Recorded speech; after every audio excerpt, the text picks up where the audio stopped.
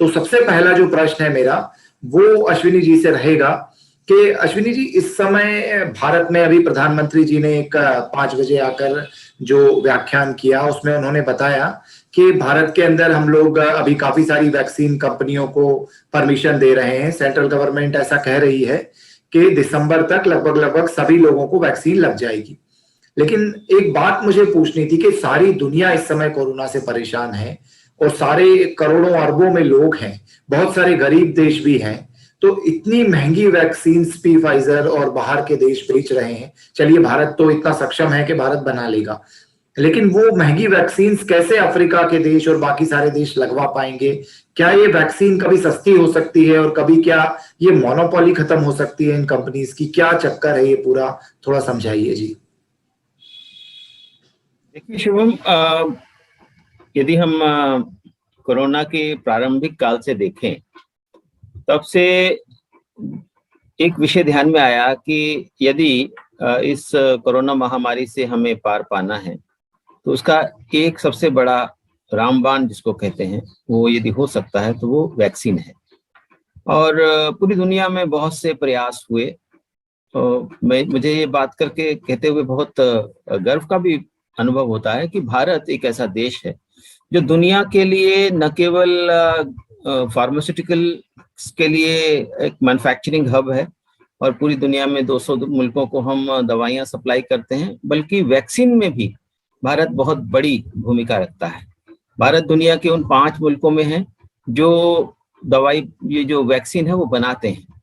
और जब वैक्सीन के विकास की बात आई कि वैक्सीन बनानी है, नई वैक्सीन थी और सामान्य तौर पर कोई भी वैक्सीन विकसित करने के लिए, कोई भी बीमारी के लिए वैक्सीन विकसित करने के लिए, जब आमतौर पर बच्चों को लगाई जाती है वैक्सीन, तो विकसित करने के लिए लगभग 30 से 40 साल का समय लगता है। कम से कम 10 साल तो लगते ही हैं उसके लिए, जो ट्रायल्स होते हैं उन सब के लिए। लेकिन इतना समय मानवता के पास नहीं था और भारत ने बहुत से प्रयास किए और कम से कम 7-8 प्रयास भारत में चले और उसमें से 2 तो फलीभूत हो भी चुके हैं। एक कोवैक्सीन भारत बायोटेक के द्वारा जो बनाई गई, और इसके अलावा एक और जो अभी एक कंपनी ने 30 करोड़ वैक्सीन भारत सरकार को सप्लाई करने का वायदा किया है। इसके अलावा विदेशी प्रयासों से भी भारत में, क्योंकि भारत एक वैक्सीन प्रोडक्शन हब है, भारत की एक बड़ी कंपनी जो वैक्सीन बनाती है सीरम इंस्टीट्यूट ऑफ इंडिया, उन्होंने भी एक ऑक्सफोर्ड के साथ, यूनिवर्सिटी के साथ एक समझौता करके यहाँ पर कोविशील्ड के नाम से एक वैक्सीन बनाई। यानी कुल मिलाकर के भारत में अभी तक दुनिया में सबसे ज्यादा कहीं और वैक्सीन लगी है तो भारत में लगी है। 23 करोड़ वैक्सीन हम अभी तक लगा चुके हैं और हमारी स्पीड भी बाकी सब मुल्कों से ज्यादा है। लेकिन क्योंकि जनसंख्या ज्यादा है, हम जनसंख्या के अनुपात के रूप में अभी कम लोगों को वैक्सीन लगा सके हैं। लेकिन ऐसा लगता है कि दिसंबर तक हम पूरे देश की जनसंख्या को लगा देंगे। और जहाँ तक वैक्सीन की उपलब्धता की बात है, उसमें सबसे महत्वपूर्ण बात यह कि हमें 135 करोड़ लोगों को वैक्सीन लगानी है, 2 डोज लगानी है, यानी कम से कम 270 करोड़ वैक्सीन हमें चाहिए। और इतनी बड़ी संख्या में वैक्सीन बनाने में हमारी अनुभव भी है, हमारी क्षमता भी है और हम बना लेंगे। और ये भी बात बहुत एक संतोषजनक है कि भारत ने जो अभी तक वैक्सीन बनाई है और भारत सरकार ने अभी तक जो वैक्सीन खरीदी है वो 150 रुपए से ज्यादा कीमत पर नहीं खरीदी। कंपनियों का दबाव भी रहता है और उस कारण से कुछ प्राइवेट सेक्टर को पहले अनुमति दी गई वैक्सीन खरीदने की और कंपनियों को बेचने की, और कुछ हद तक ये भी बात आई कि वो बहुत महंगी दवाई वैक्सीन बेच रहे हैं और लोगों को बहुत महंगी मिल रही है। लेकिन ये बात भी सच है कि 90% से ज्यादा वैक्सीन जो है वो सरकारी तौर पर लगाई गई और मुफ्त में लगाई गई, और आगे आने वाले समय में भी सरकारी तौर पर वैक्सीन लगेगी और मुफ्त में भी काफी बड़ी संख्या में लगेगी, ये बात भी स्पष्ट हो गई। लेकिन ये देखिए कि जब हमने पोलियो वैक्सीनेशन का काम शुरू किया था तो एक ध्येय वाक्य चला था कि एक भी बच्चा छूट गया तो सुरक्षा चक्र टूट गया। उसी प्रकार से यदि कोई भी देश छूट गया और या किसी देश की एक बड़ी जनसंख्या छूट गई, तो फिर ये महामारी दोबारा से सिर उठा सकते। इसलिए जरूरी है कि पूरी दुनिया को ये वैक्सीन मिले, और पूरी दुनिया के मुल्कों की सरकारें भी इस बारे में चिंतित हैं। लेकिन इसके साथ ही साथ अब अगर आप देखिए तो बहुत बड़े संख्या में ऐसे मुल्क हैं जो जिनकी कंपनियां एकाधिकार रखती हैं, उनके पास पेटेंट्स हैं, उन्होंने वैक्सीन निर्मित की हैं, वैक्सीन उन्होंने विकसित की हैं, और उसको वो अपना ज्यादा से ज्यादा लाभ कमाने के लिए उसको महंगे दर पर बेचना चाहते हैं। जैसे फाइजर कंपनी है, तो फाइजर ने जो दवाई जो वैक्सीन बनाई है, तो वो लगभग 3,000-4,000 रुपए में उसको बेच रहे हैं। अगर सामान्य तौर पर जो विदेश में वैक्सीन बिक रही है वो $20 से लेकर $50 के बीच में बिक रही है। तो $50-60 के बीच में अगर वो बिक रही हैं, तो ऐसे में स्वाभाविक है कि ये 4,000 रुपए की जो वैक्सीन है, सामान्य जो मुल्क हैं, जो अफ्रीका के देश हैं, गरीब देश हैं, तो आप देखिए कि अमीर मुल्क तो केवल 12% जनसंख्या है पूरी दुनिया की, बाकी 88% जो जनसंख्या है वो मध्यम वर्गीय और गरीब मुल्कों की है। तो ऐसे में उनके पास इतनी कैपेसिटी, इतनी क्षमता नहीं है कि वो इतनी महंगी वैक्सीन खरीद सकें। तो फिर क्या सुरक्षा चक्र तोड़ देंगे? क्या मानवता इस महामारी से हार जाएगी? इसलिए ये जरूरी है कि हम कुछ ऐसे प्रयास करें, और ये कंपनियों के लिए भी जरूरी है कि ये कंपनियां अपने लाभ को छोड़ें।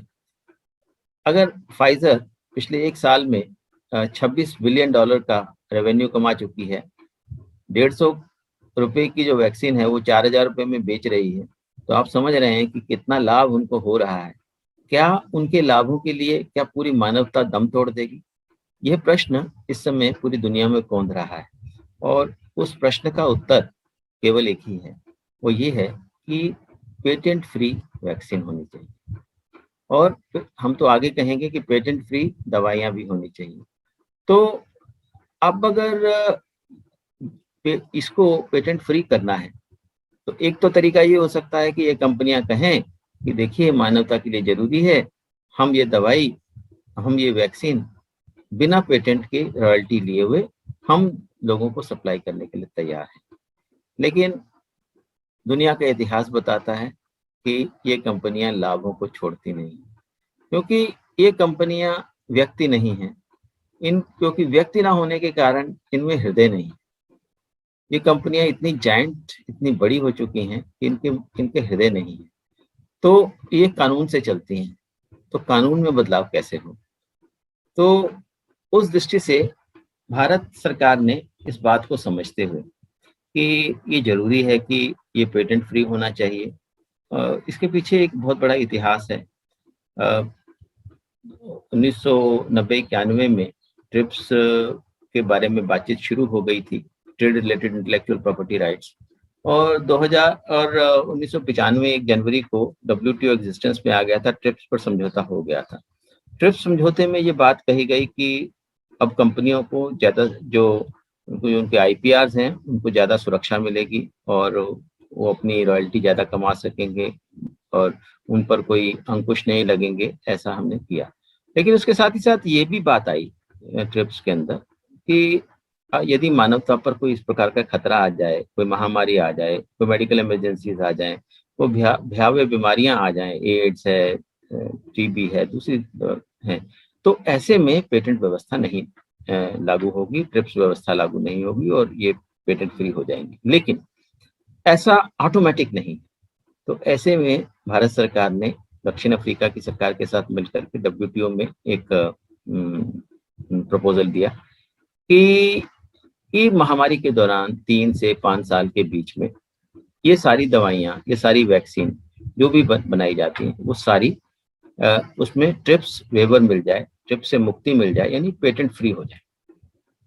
और ये बात चल रही। अभी आप हाल ही के दिनों में सुन रहे होंगे कि अमेरिका जो इसका विरोध कर रहा था, भारत के इस प्रस्ताव का, उसने भी साथ देने का निर्णय ले लिया। उसने भी कहा कि हाँ, हम इसको ट्रिप्स वेवर के इस प्रस्ताव का समर्थन कर देंगे। लेकिन अभी उन्होंने कहा वैक्सीन के लिए, लेकिन जो संकेत आ रहे हैं वो दवाइयों के लिए भी तैयार है। लेकिन दूसरी तरफ ऐसी यूरोपियन यूनियन की देश हैं, क्योंकि उनकी बहुत सारी कंपनियां हैं, उनके पास बहुत सारे रॉयल्टीज हैं के अधिकार हैं, पेटेंट के अधिकार हैं, तो ऐसे में वो मानने के लिए तैयार हैं। और उन्होंने भी G20 मुल्कों के सम्मेलन में ये कहा कि हम लोग पेटेंट वेवर का या ट्रिप्स वेवर का समर्थन नहीं करेंगे। और उसका कारण वो बताते हैं कि वेवर मिल भी जाएगा तो कुछ होगा नहीं। यानी वो कंपनियों की एक भाषा है कि अगर आप पेटेंट वेवर करा भी लोगे तो हमारे पास तो उसके रॉ मटेरियल का अधिकार है, उसकी टेक्नोलॉजी हमारे पास है, उसकी ट्रेड सीक्रेट्स हमारे पास है, तमाम प्रकार की बात। तो ऐसे में उनकी बातों को सुनकर के भारत ने उसमें एक और एडिशन कर दिया है कि ये जो पेटेंट वेवर होगा, ये जो ट्रिप्स वेवर होगा, उस वेवर में टेक्नोलॉजी ट्रांसफर भी होगा, उस वेवर में रॉ मटेरियल की सप्लाई भी सुनिश्चित करनी होगी, इस वेवर में साथ ही साथ हमें ट्रेड सीक्रेट को भी इंक्लूड करना होगा। ये सारी बातें भी उसके अंदर आ गई। तो कहने का अभिप्राय ये है कि एक तरफ मानवता के लिए प्रयास चल रहा है WTO में, और आज 8 और 9 तारीख को इसके बारे में बातचीत जिनेवा में जारी है, और 2 दिन में पता चल जाएगा कि कौन से देश का रुख कहाँ पर है।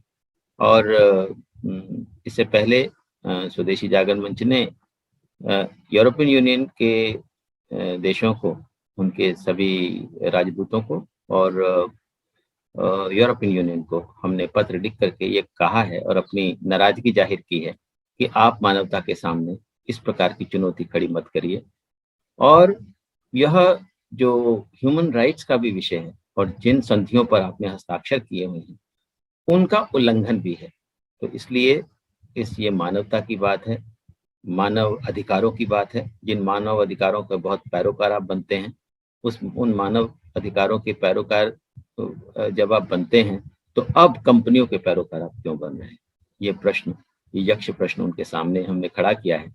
तो मुझे आशा ही नहीं अपितु पूरा विश्वास है कि पूरी दुनिया हमारे साथ है इस विषय में। और स्वदेशी जागरण मंच ने इसके लिए एक और अभियान छेड़ा है कि हम पूरे दुनिया में इसके बारे में हस्ताक्षर अभियान चला रहे हैं। अभी तक लगभग 10 लाख लोग हमारे इस अनुरोध पर हस्ताक्षर कर चुके हैं, और मुझे लगता है कि आने वाले समय में यह और अभियान और जोर पकड़ेगा और पूरी दुनिया से हमें सहयोग मिलेगा।